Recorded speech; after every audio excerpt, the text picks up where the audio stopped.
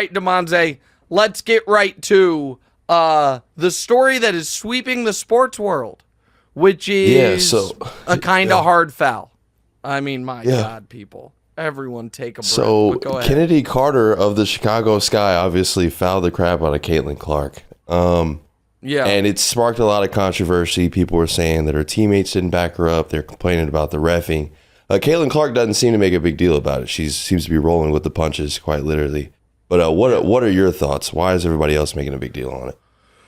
Okay, and now there's more to it, which is Angel came out yesterday and said, you know, people aren't watching just because of her. This all started in the national championship game a year ago, and there are so many things happening here that I find wildly fascinating.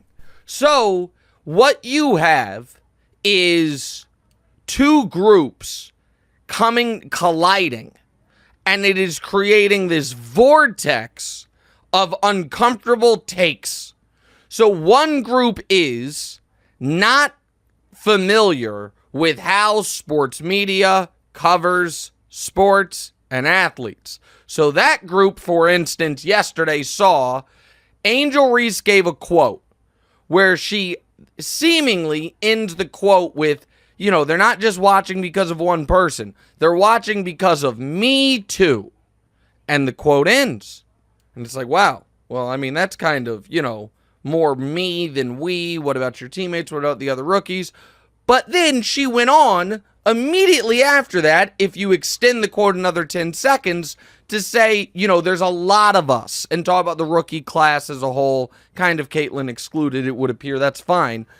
And folks are like, oh my God, look at how you're doing this black woman, misquoting her, doing this. And it's like, listen, there is a lot of race involved here, and we will get to it.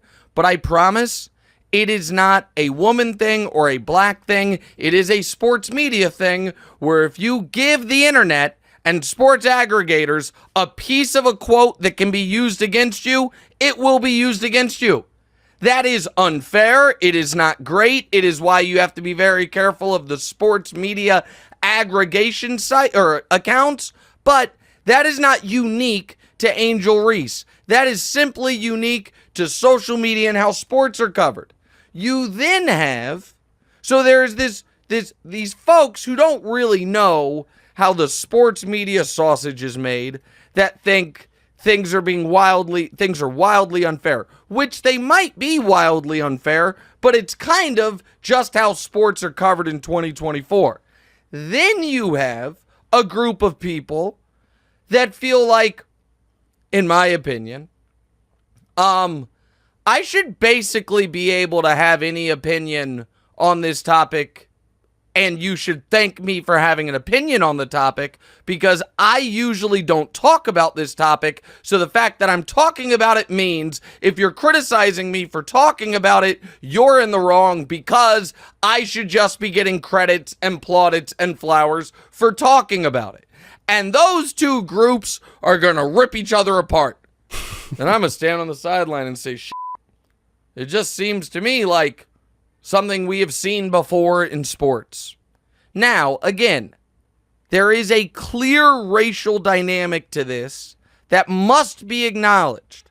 So I'll do that before we even get to the part that I've seen in sports before, which is there is a fraught racial history between the WNBA players at large and the media and sponsors of the league.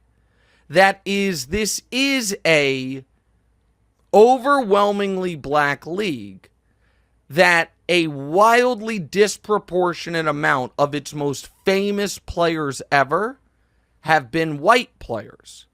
What is also true, if we are being honest, is if you were to say what percentage of the W is black and got that number, and then and what percentage is white, and then said, okay, of the 20 greatest players ever, what percentage is black, what percentage is white, for reasons that are, I would imagine, quite complex, and I have some theories on, but I don't really have time or interest to get into them right now. There is compared to the league as a whole, there is a disproportionate amount of the greatest players of all time that are white women.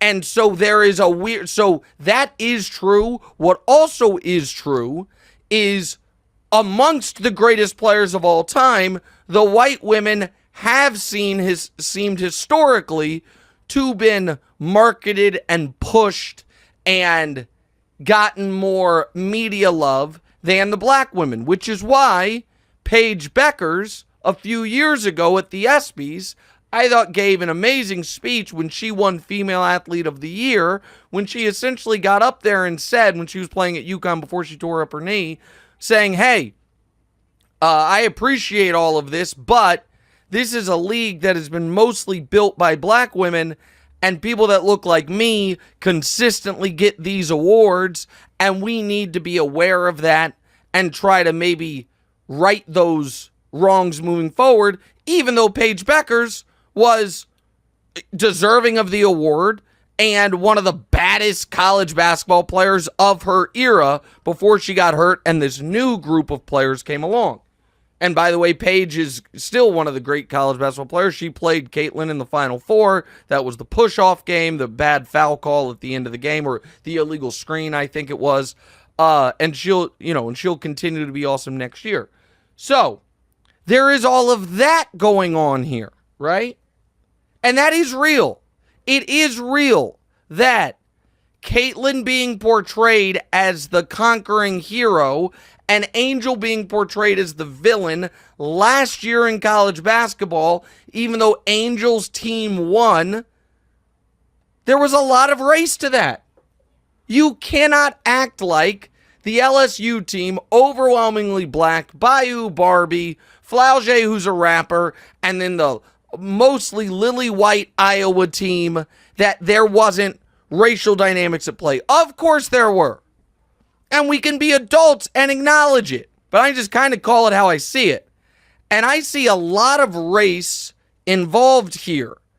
And people seem to be stubbing their toe on that curb, which is preventing them to getting to the obvious thing that is happening amongst the players, which is this girl is richer than all of us, more famous than all of us, is getting more pub and attention than all of us, and she's a white girl.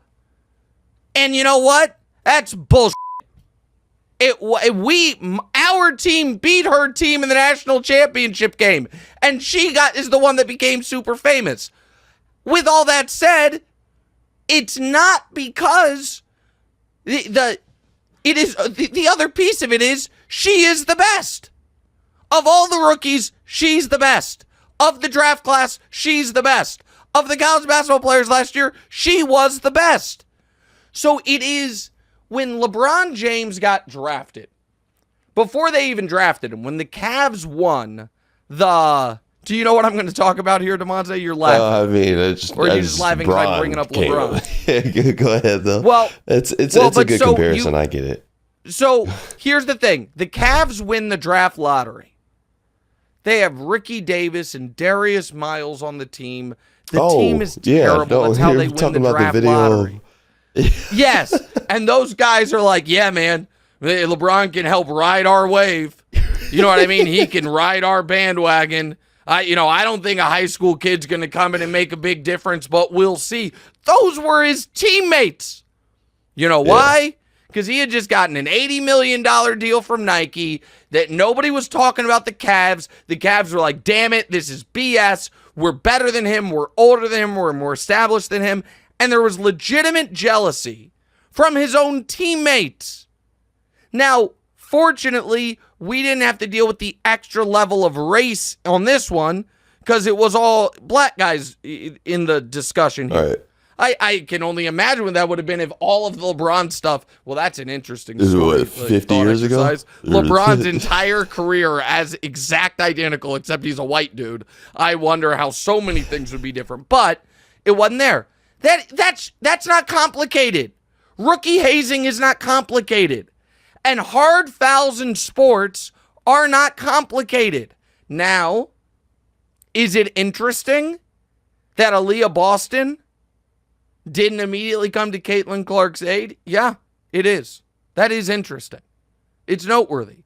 Is it interesting that Angel Reese stood and applauded? Yeah, that's interesting. I don't think she likes Caitlin. Guess what? She's not supposed to.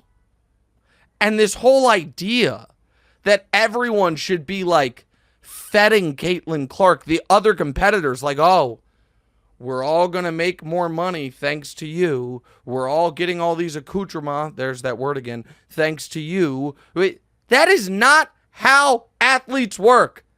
We would never say that about male athletes. Never. Hey, thanks for watching. Hit the subscribe button to get more from the show, and make sure to click the bell to get notified every time new content drops. Check out full episodes of What's Right wherever you get your podcasts, or just click the link in the description below.